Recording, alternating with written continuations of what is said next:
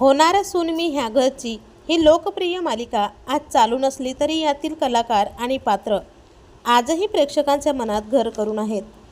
अभिनेत्री तेजश्री प्रधान आणि अभिनेता शशांक केतकर यांचे प्रमुख पात्र असलेली ही मालिका अगदी काहीच दिवसात घराघरात लोकप्रिय ठरली होती. या मालिकेत काम करणाऱ्या सर्वच पात्रांवर प्रेक्षकांनी भरभरून प्रेम दाखवलं. तेजश्री प्रधान आणि शशांक केतकर यांच्याबरोबर अनेक मराठी कलाकार या मालिकेत महत्त्वाच्या पात्रात झळकले. मात्र या मालिकेत महत्त्वपूर्ण पात्र साकारणाऱ्या कलाकाराच्या मृत्यूने मराठी सृष्टी हादरली आहे.